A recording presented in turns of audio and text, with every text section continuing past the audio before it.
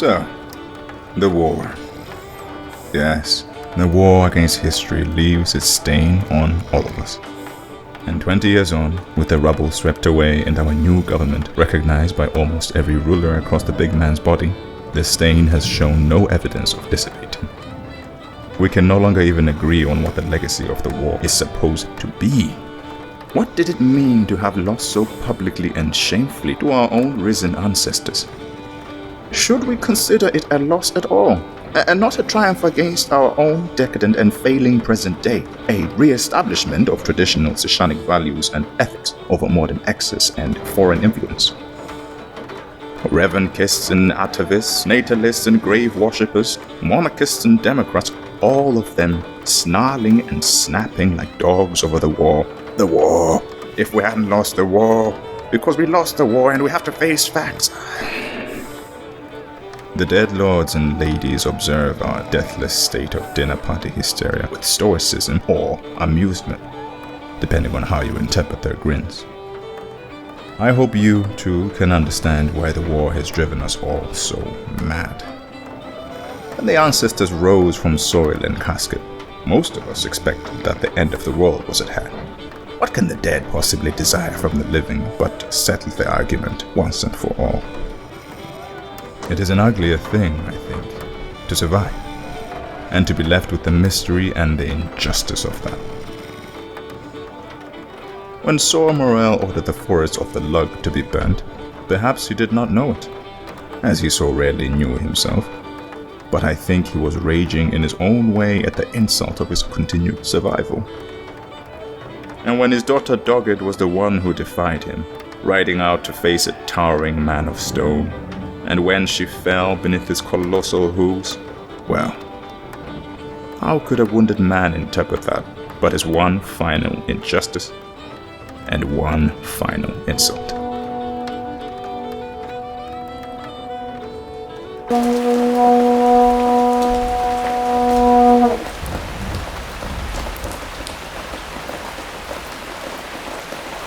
Open the damn gates! There's no one keeps watch at night!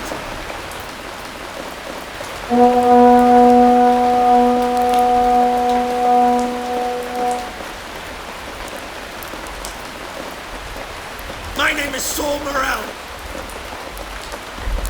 Today our company fought a great battle on behalf of your town. I need your doctor. Are you dead men or breathers? Can you not hear me? Please! Have none of you children? Have none of you children? It's 2 breaths till dawn, Catigan. We do not open our gates to the strangers who come late at night. I don't need your damned hospitality. I just need your doctor. Your doctor! Bring him out! We've got a wounded man needs saving. I thought you cared for your own. We won your chance, Judge. Stone Man's down and still. We'll drag it here tomorrow, and you can see it for yourself. We've done everything you asked for. And you burnt the woods. A denial would be unwarranted. We saw the smoke drifting napeward from the battlements. Yes! Yes! I burnt the woods! To save our lives, to win the chance! And for that you'd break the cord? You'd dishonor yourselves? The dishonor is not ours, Catigan Morel. Your payment in full. For a chant completed to the letter and no more.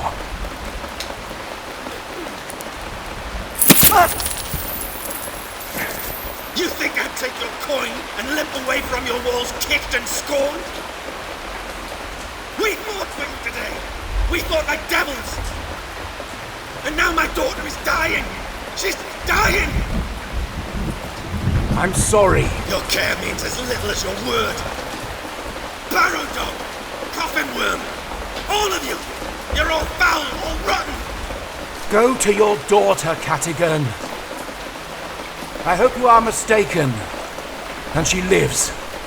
Oh, she'll live. She'll live, and we'll come back to this place with cannon shot and rifle fire. And she'll tramp you underfoot like sour grapes. Because she can fight, like a Vader in his wild and youthful years. She's got no love in her heart for traitors and dead men's pets. Or else she'll forgive you, with a smile. Because my daughter's smile can fix the world. And the sight of it will rot you where you stand. The pox on you all! And your damn Duchess!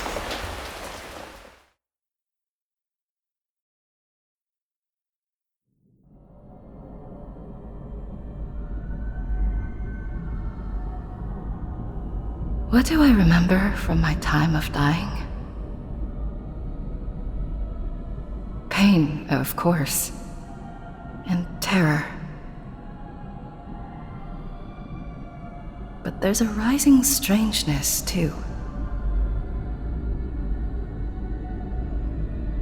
My legs are shattered and broken, but they are no longer mine. My blood has fled from my veins, but my blood never belonged to me. All is fled. All is lost. And I can be free at last.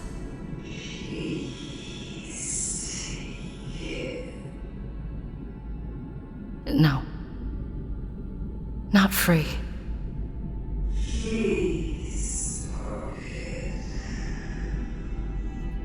I try to tell them, Timur, it's not your fault. The words don't come. Dogged's mouth is no longer mine to operate. But Timur will know, I tell myself. Timur will know what I meant to say at the end.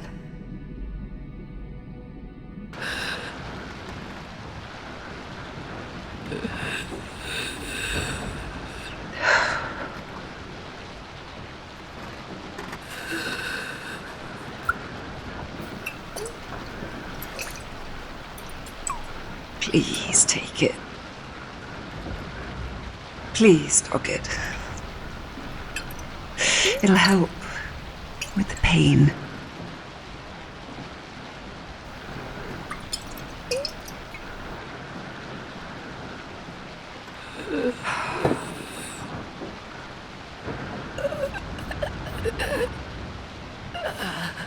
I know you're hurting more than you can stand. I expect right now that you just want it to be over. But I can do that. I can end it right now. I've done it before, when I had to.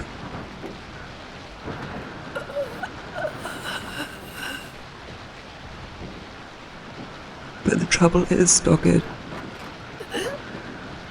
I can't stand the thought of being left here alone and going on without you.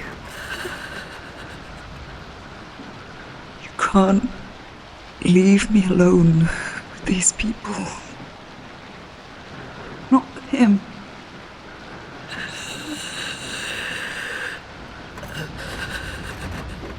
So I'm going to be very selfish and very cruel, and I'm going to try and keep you alive for a little longer. Is that all right?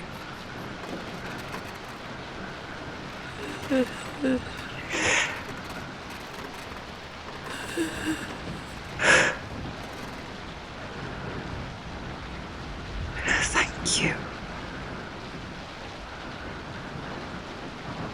Father will be back soon with the doctor. The real doctor. They're gonna make things right.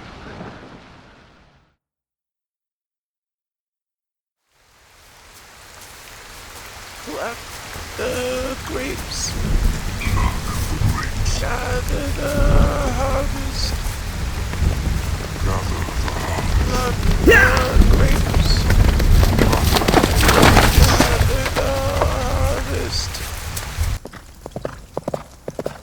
go.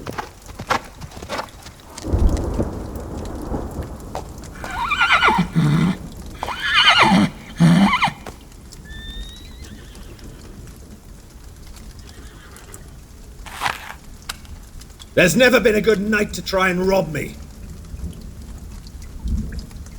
Even so, you've rolled damn low.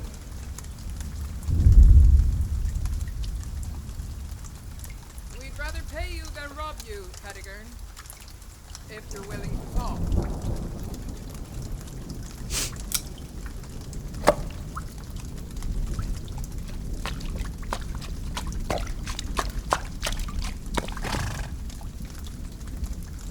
My name is Fann Arkhetarias.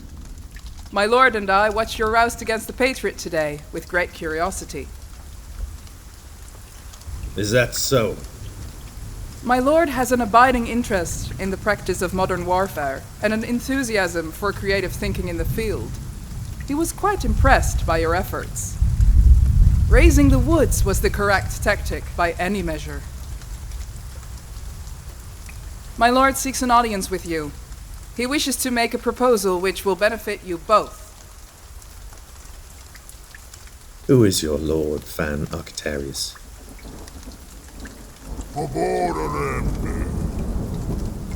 I am honored to present Dogged Morel, Long King of Old Timain.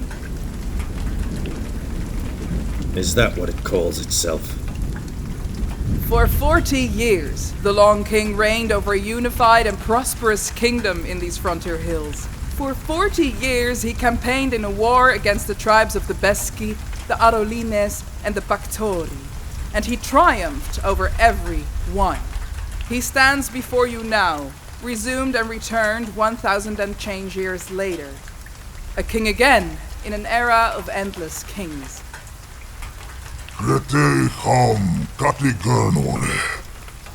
The Long King greets you warmly as a fellow soldier.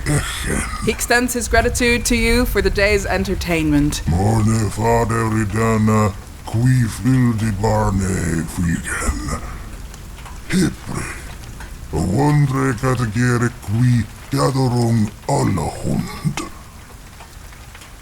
He adds that he mourns the loss of the brave rider who burned the forests, but he greatly admires the leadership which must command such unwavering loyalty.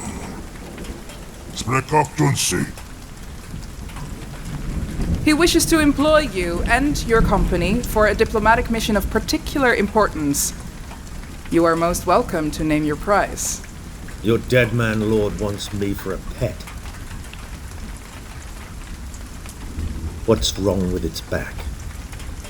In the Long King's era, it was customary to take trophies from fallen rivals. Centuries on, he bears the spines and skulls of his defeated contemporaries upon his own back, to honor them in perpetuity, and to remind the world that he is more than a man. Its horse, though. That's a living horse. Abidak, c'était implicit.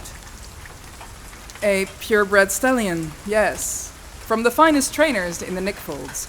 The Long King is very modern.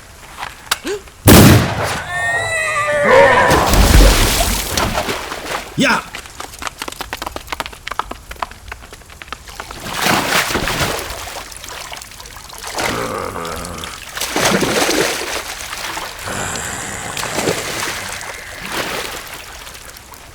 Likidna.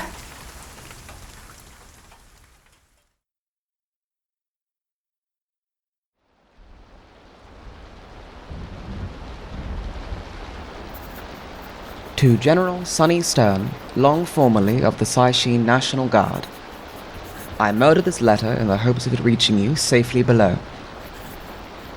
Yesterday, the company completed its chants on behalf of the frontier town known as The Lick, but alas, at great cost.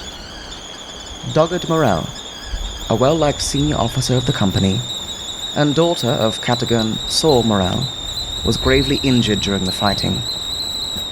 It is unclear whether she will live through the night, and with neither coin nor miraculous art to resume her, such a death is likely to be her permanent ending.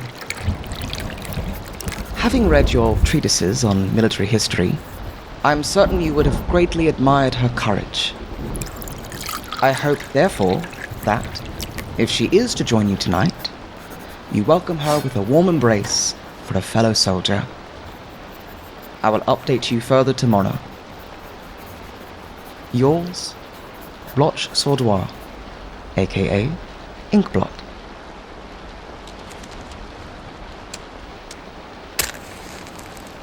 You write a lot of letters to dead men in the Nethblot? Oh, yes, when I have the time.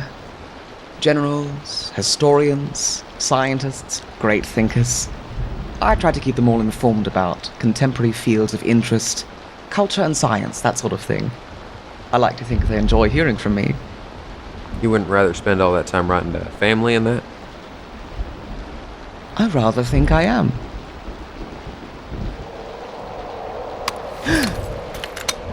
Easy, Blot.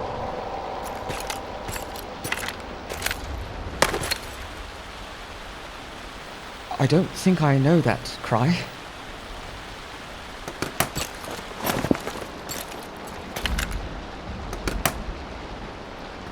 Matter used to tell me when the big man's light begins to fade from the frontier, things forget what they are, and everything remembers it used to be darkness.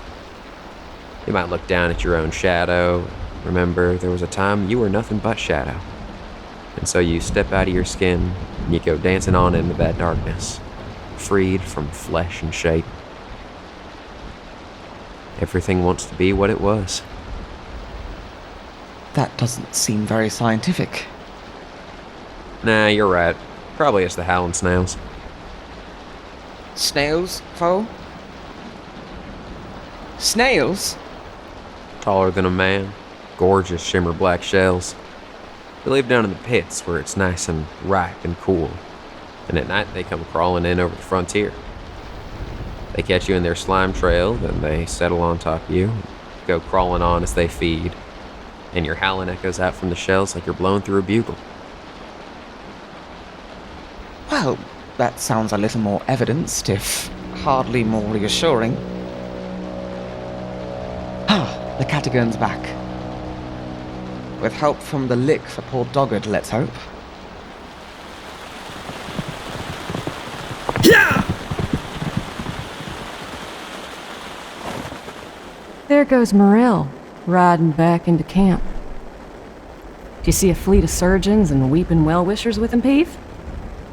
Did you glimpse a fat sack of belts and crowns? What do you suppose is going on? You ought to ask him, Lively. No. It's not the right time, is it? 'Cause that mad bastard has a daughter about to drop into the Neth. And tomorrow he'll be grieving and howling, and then we'll bury her, and then we'll be marching on to someplace worse. Enough is enough. I'm leaving this camp tonight, Peeve. And I'm taking what's owed before I go. There are endless better things to do, and better things to be, and everyone must have their limit. Have you reached yours? Or will you be marching on with old Morel?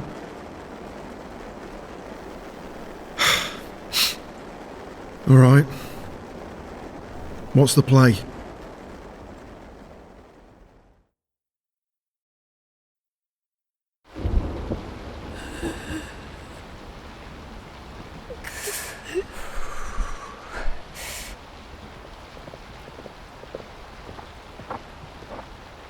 Hear that?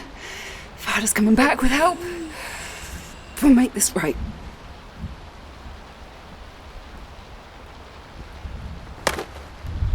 How's she faring? Where's the doctor? You're the doctor. How's she faring? You said they'd help us. Now, Timmer! She won't last without the proper care. I've been trying my hardest, Father. She will last. And this is the proper care. What can you do for her? Excuse me. You have 1,000 books. I know because I paid for them. The proper care indeed. Where's your cunning, Where are your cold-cooked tricks? You can raise dead flesh to fill a wound. You can lift old bones onto severed limbs and make them click. What was the purpose of defying me with wicked corpse learning if it's now useless at the only time it matters? Her legs are broken. Give her Phoenix legs. Give her your legs for all I care. Do something other than weeping and bleating of your impotence in the face of injury. You're a doctor. Give her your legs, maybe. Since you did this to her.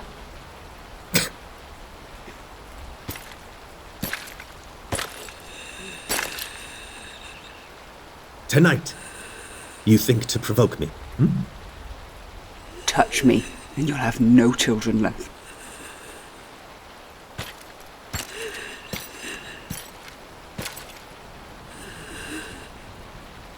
What do you expect me to say, Tim? That I made a mistake? At the Battle of Black Esper, the 9th Rag Trundle had us march out to meet the Waynish cavalry in a column, banners waving and drums sounding, because he couldn't stand the thought of an inglorious siege. That was a mistake, and yet we obeyed. A cattle fact. The gentry had us burn the burial grounds. That was a mistake, and yet we obeyed. You don't know anything, Timmer, because you've never fought, and you haven't lived except in books. You didn't need to send her out! A calculated risk to save the lives of the company. The correct tactic by any measure. And my daughter bore the risk on her own shoulders, unhesitatingly. She put herself forward for the perilous task because she has courage. She did it to spite you! Spite! You may be Timmer, never dogged. Others revolted, she remained steadfast. Others left, she remained by my side. You mistook her patience for understanding.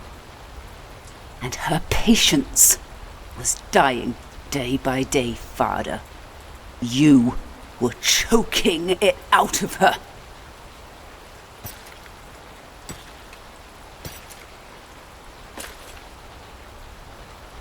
I know there's no love between you and me, Timmer. Never was.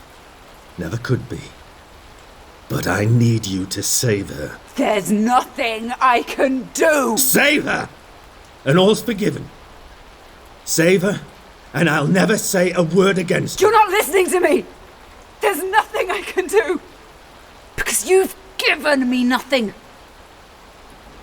I begged you for modern tools. I asked for a surgeon's hand, compliant flesh. If you didn't refuse me and scorn me at every turn, if I was scrabbling in the dirt with bare hands and second-hand books, I could make her better. I can't help because you shriek and snarl like a whipped dog anytime we even consider adapting to the present instead of living 20 years in the past. Even if I couldn't save her, I could still bring her back.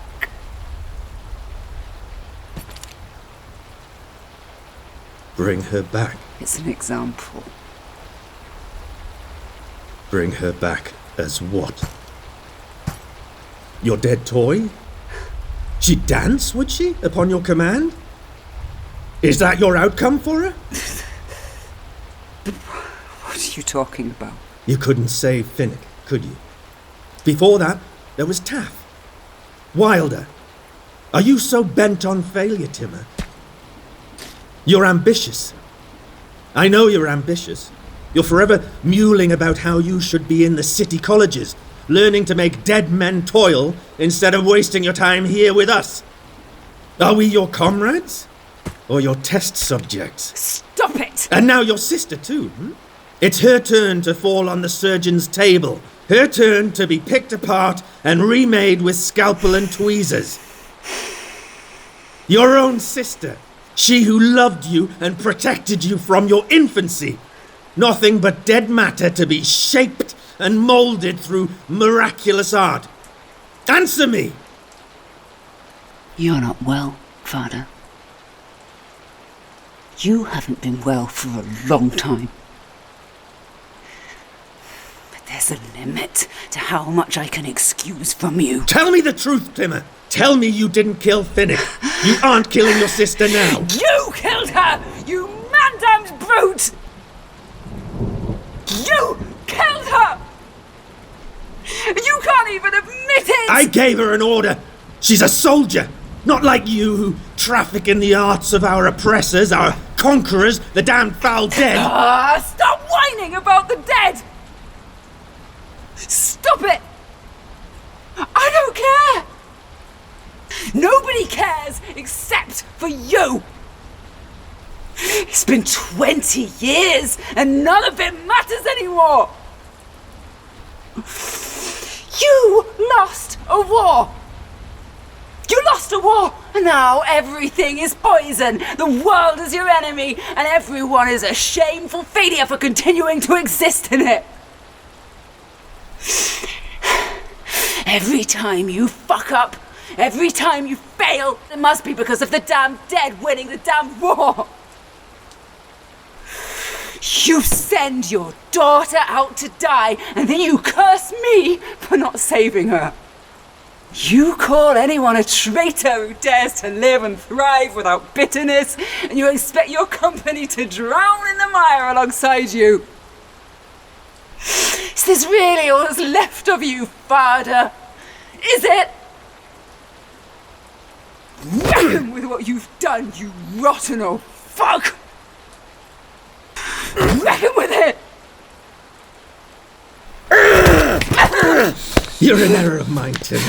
I see it clearly. A filthy thing. Dead-marked and corrupted. No loyalty and no courage. No child of mine. And nothing to her besides. Nothing. Nothing. Nothing. I should have left you for the crows by the side of the road. Well, you'll not claim her. And you'll not keep her. Please don't!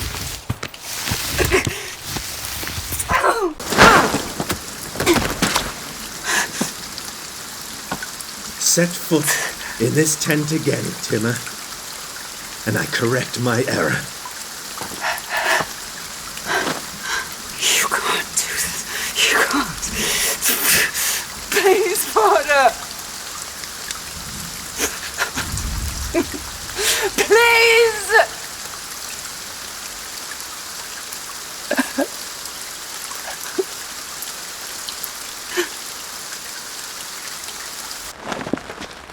Whoops, and now he's thrown out the cold cook. Just mad old Morel in there now with his grief. We'll need to be quick about our business, Peeve. One of us goes to the quartermaster's to fetch the horses and the bags. One of us goes into the categorin's tent to claim the pay. I know which I'd prefer. And me. We'll flip for it. Fairest way. Soil or sky? Sky. There it is. You cheated! So says every one of history's losers. Should I flip again and keep on flipping until you're satisfied? Huh? Oh, don't sulk, Peeve. Here, you can have my pistol. I've got a pistol. You'll want to. I'm not killing him. Who said anything about killing? We're talking about contingencies here. Just say, nice and calm lie. Categorin Morel, sir, I apologize for disturbing you at such a time, and I wish your daughter a swift recovery. My mate and I are discharging ourselves at speed, having given our all and any to this company over the past year, and we should like the money we're owed, please. Is that so bad? He's got more pressing concerns tonight than you or I.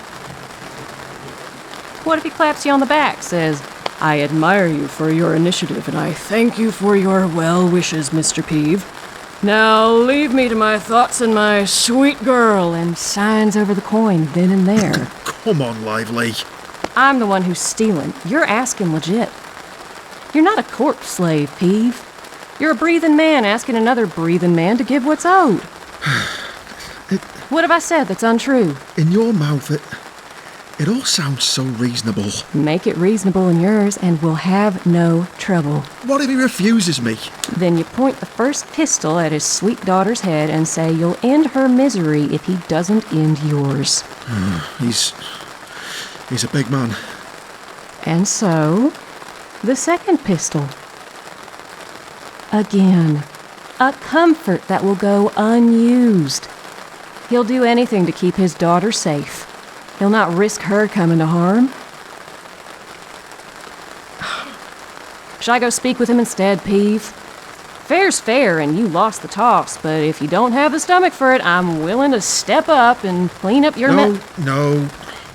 I'll go. Fair's fair.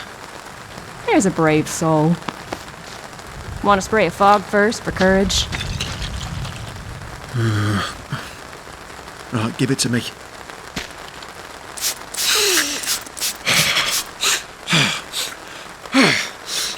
Another? Oh, that's it. Whole world looks better through a face full of fog, doesn't it? When he gives you the back pay, walk out. Don't run. Duck out to the right, and then circle round the side of the tents where it's darkest. If he calls after you, if he raises the alarm, keep your head low and keep walking. Most of the company's already sleeping. By the time they're roused, you'll be long gone. I'll meet you on the steerward side of the camp with the horses. Be ready to ride hard. We'll be breathing wine in Armin's catch the day after tomorrow. Oh, is everything all right, Doc Morel?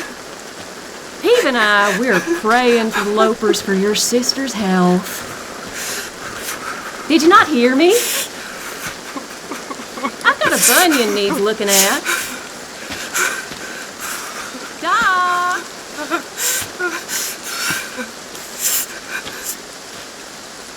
Doc, I'm sorry. I can't. I'm not brave.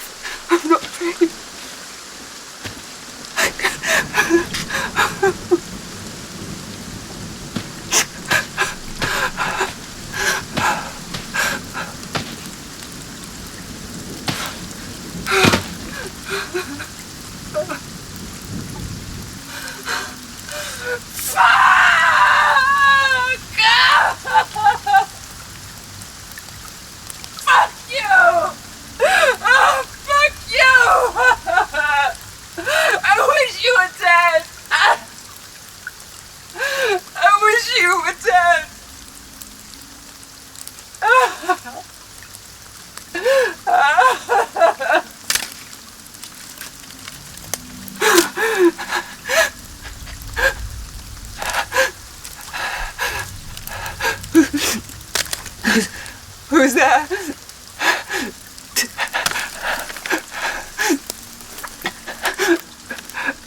I said, who's that?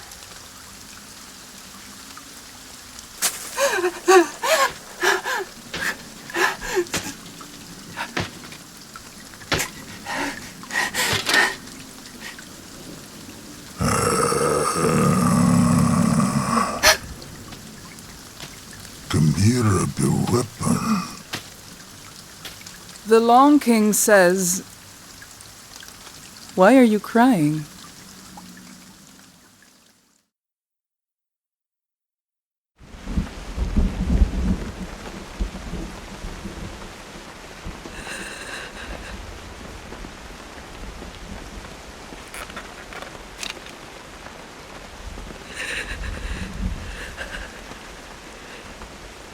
You saved my life on the day the war ended, Dogged.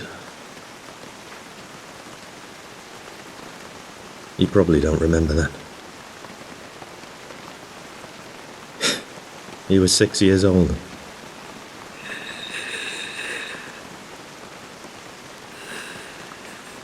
We were locked down in the Nape, the last remnants of 3 or 4 regiments, with no catagans left to lead us and our ammunition down to the strays.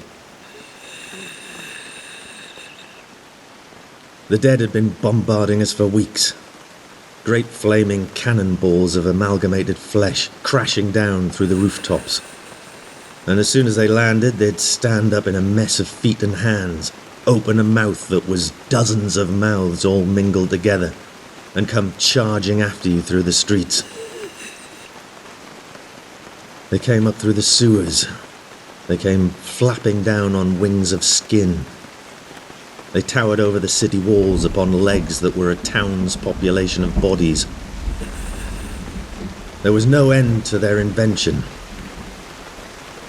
And we were all mad enough to feel uncertain about whether our own hands were due to turn on us. We just had to hold out until dawn. We kept telling each other, as if dawn could possibly mean anything, as if the Drabson's light would send the dead scattering back to their graves. You were barricaded in the birthing ward with the other children. We knew each other by then. I'd given you scraps of my rations when I could stand the hunger. We'd played hopscotch on the steps during the quiet moments of the negotiations. I didn't know you were my daughter yet. Well, dawn came on that final day, and as the light of the first glow emerged, there was a great clamour from somewhere behind us. And all at once there were living people filling the street.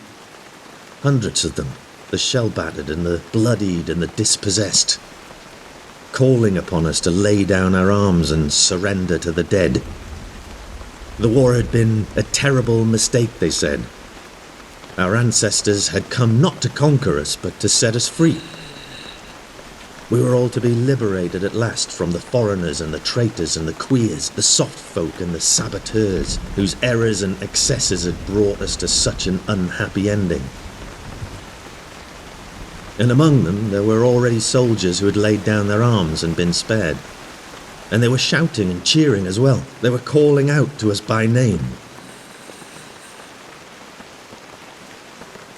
I wasn't the first to set my rifle down. I'm certain of that. But I did set it down. I did.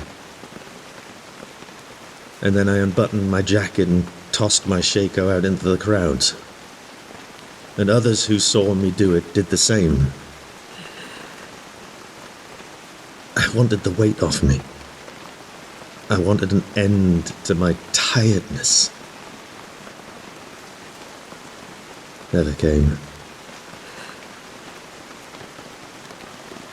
But then there were only a handful of loyal soldiers left, with their rifles raised upon the steps, backing up against the battlements.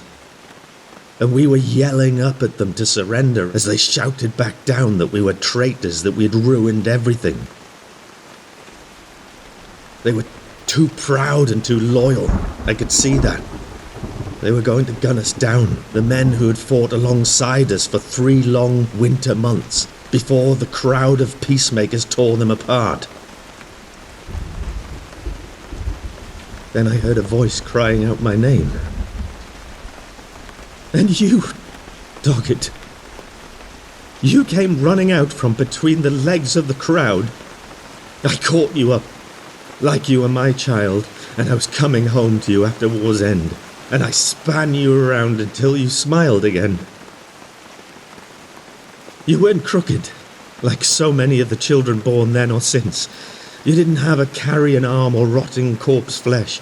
You were whole and perfect, and all of them could see it. And as you span and laughed, the rifles clattered down on the cobbles, and all of us were embracing and clapping each other on the shoulder, as if we'd won a great victory and not just surrendered. Someone said to me afterwards, "A girl with a smile like that can mend the world." And it was true.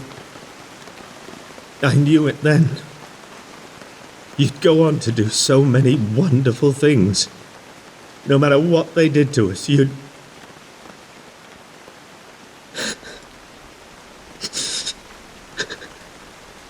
I need you to smile again, Dogged. Smile for me once. and mend the world. Smile. Smile.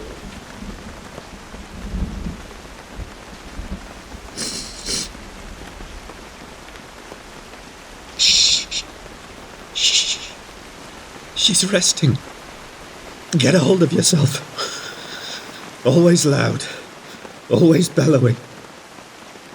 Never could control yourself. Sleeping soundly now. That'll help. It's a beautiful thing to have a child.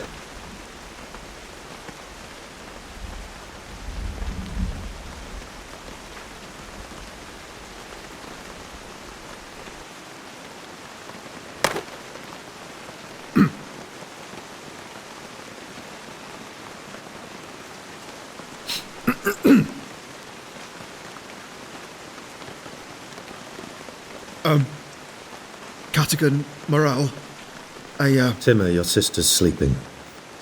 She'll be right once she's rested.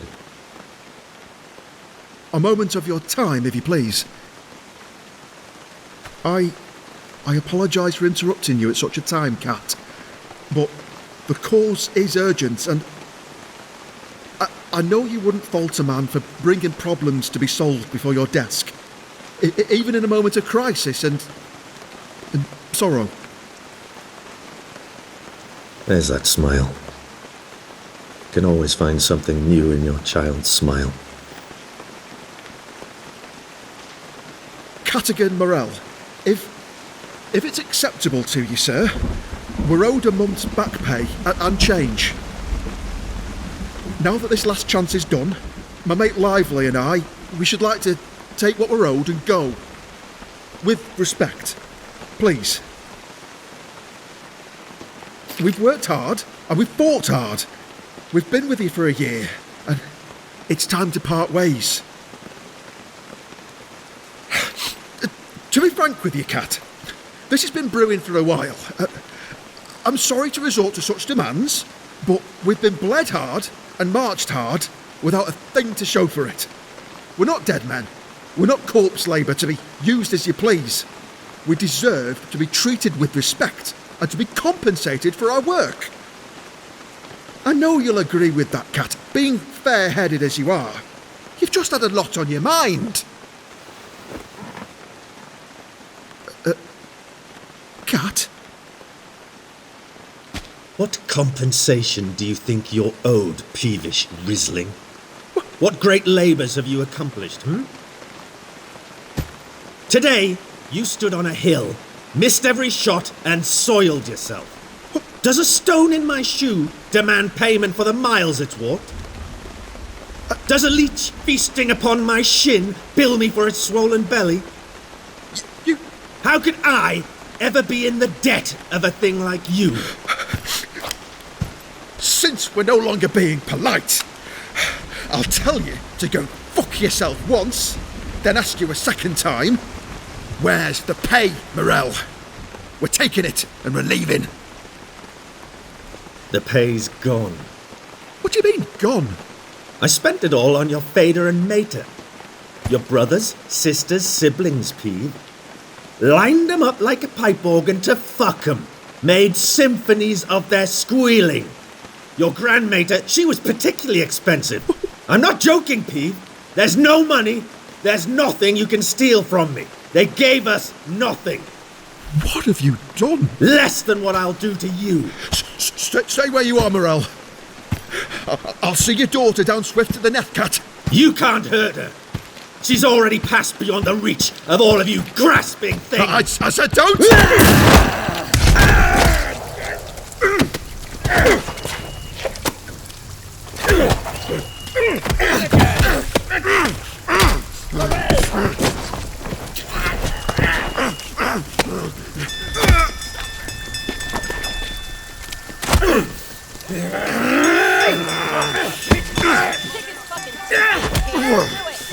Hey, that's enough! Come on, lift him up! Get the fuck off me! Calm down. Everyone is watching.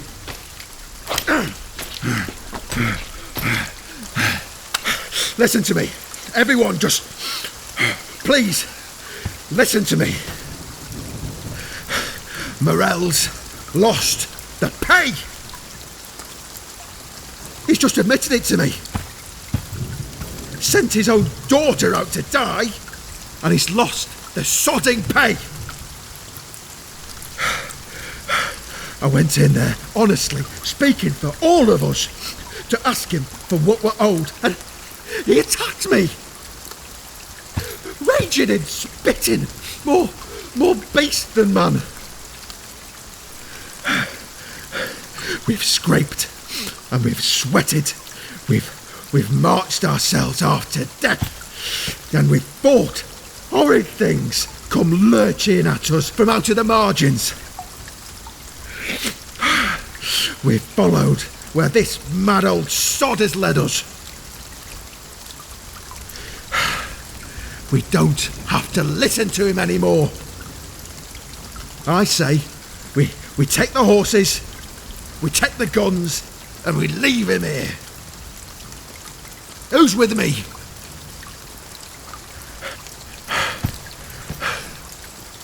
Lively?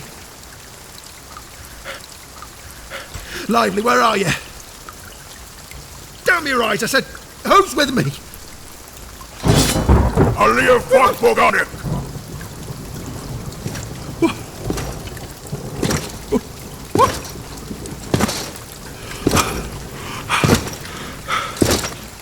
The Long King has asked you to lower your pistol. Eldor dagas McWaldo, Helge Heden Tread Guidif Skur, Ekerin Skurd, Bikeren Gatigansa. Behefes your luck, Griffin Ekharps Efresenten. The Long King says, in the more enlightened time during which he lived and reigned, it was understood as the vilest and lowest of crimes to turn a blade against your commanding officer. For such an atrocity, he would personally consider no less a punishment than a 30-day ritual of flensing and organ removal. Behefes your luck, Hilfsgriffen, Ekharps Efresenten. But the Long King is a modern man, and so he offers you a modern mercy. Kneel before him, in the hope of a swift death beneath his billhook. Or you can attempt to fight him now. And when you are dead, your treacherous head will be affixed to your right leg, that you may hop and scamper behind your Catigern's horse, begging his apology for your trespass until such time as he sees fit to return you to the soil.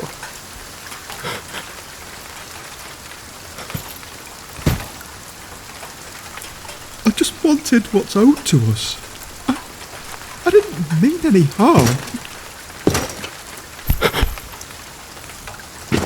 Mbondiya, Alan got a gun.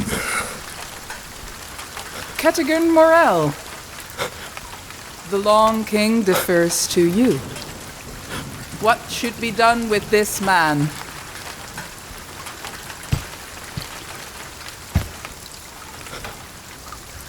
He's fought, and he's marched. And I do owe him, as I owe all of you. Give him an ending. No. Wait!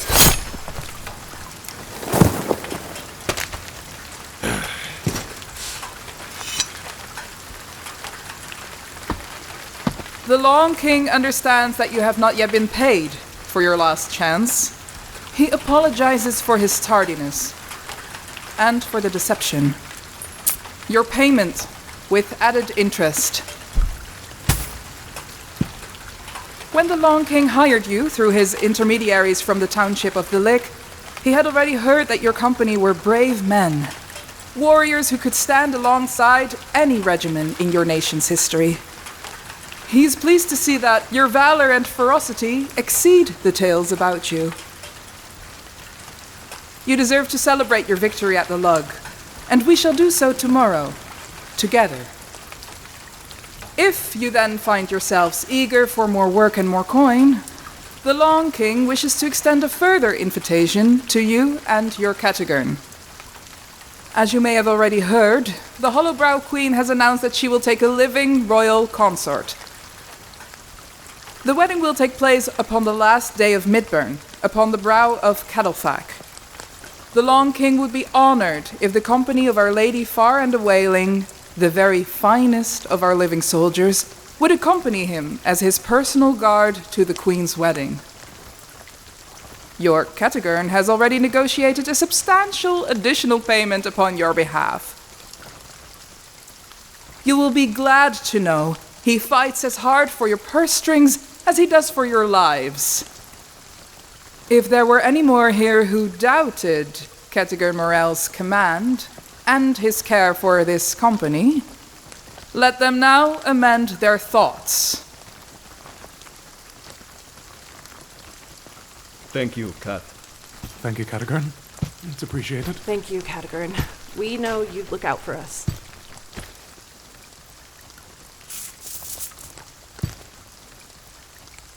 Two volunteers to bury Peeve Riesling. Weigh him down heavy so no one brings him back up. Everyone else needs to get to bed. We'll talk more in the morning. Timmer.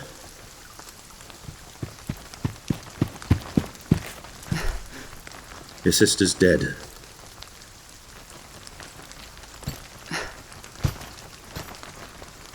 She is.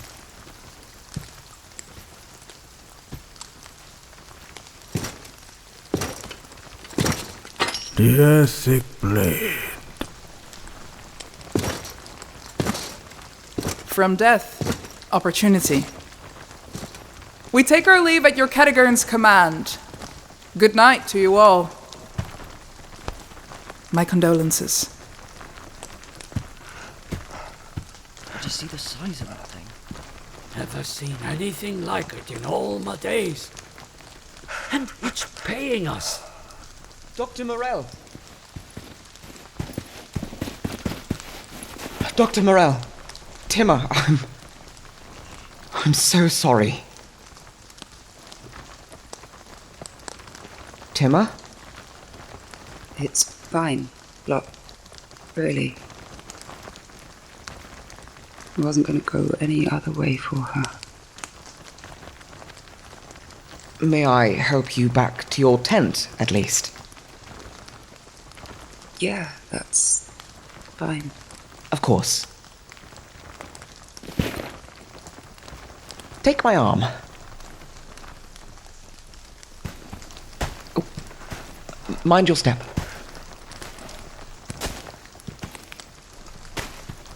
Quite the sight, that ancestor. From the armor and the old Shannock it was speaking, I mean, I'd have to guess the Century of the Brute. The Long King. Certainly, I've never heard of it before, and I do pride myself, on my understanding of royal lines. I shall have to look that up. They say that there are all manner of monarchs from the Bad Patch who've been resumed quite unintentionally. Although monarch is probably overstating it. Realistically, what we're talking about is a kind of tribal chieftain or warlord. And now they're back. Well, what are these poor ancient creatures to do? They have no place in Caddelfach. They cannot play any function in a landowner's society. Many of them have resorted to raiding and pillaging. We should be thankful, I suppose, that this Long King is rather more reasonable. Although, was that a crown upon its head? A crown of fingers, it looked like. Quite remarkable. I wonder if there's any significance to... Oh, really, this is too much. Whatever could be happening now? Cat! Dogged Morel! Foal? Where's the cat? The Catagon's gone to bed, Foal. Whatever's happened. Store tent's aflame. And someone's let the horses loose. A flame? What in the nether?